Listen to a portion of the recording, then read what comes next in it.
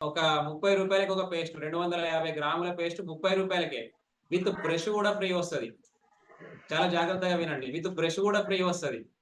అది కొనుక్కుంటే మేమిద్దరమే అప్పుడు పిల్లలు లేరు. 2004 ఆ టైంలో పిల్లలు లేరు గదా! 2005లో మా బాబొచ్చిండు.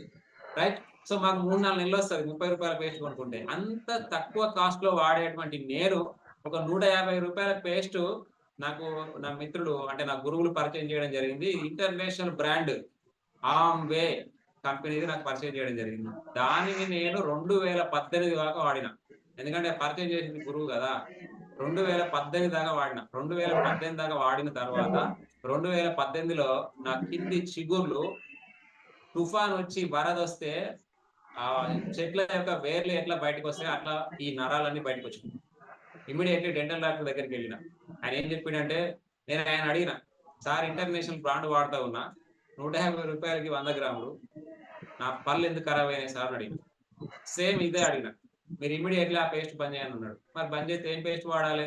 మీ 47 మంది ఎవరో ఉన్నారు. మీరు ఒక డెంటల్ డాక్టర్ దగ్గరికెళితే ఆయన మెడికల్ షాప్‌లో ఏదున్నదో మీకు సెన్సోడెంటో, సెన్సోఫార్మో, థర్మోసెల్ ఆర్ఏనో లేకపోతే ఇంకా ఆయన మెడికల్ షాప్‌లో ఏదుందో అదే ప్రిస్క్రిప్షన్ చేస్తాడు కదా!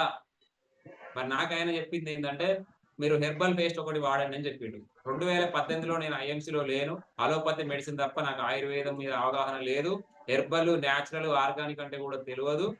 మరి ఆయన నాకొక 3 బ్రాండ్స్ నాకు చెప్పడం జరిగింది. ఆ 3 బ్రాండ్స్‌ని ట్రై చేసి ఒక బ్రాండ్ 2020 దాకా వాడినా.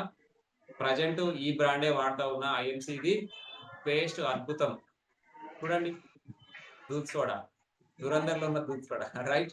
సో, ఇది మనకి 9 గంటల 10 నిమిషాలయితుంది. 8 నిమిషాలయితుంది. మనం సెషన్‌ని క్లోజ్ చేసుకుందాం. ఉన్నారో మీరు వెళ్లి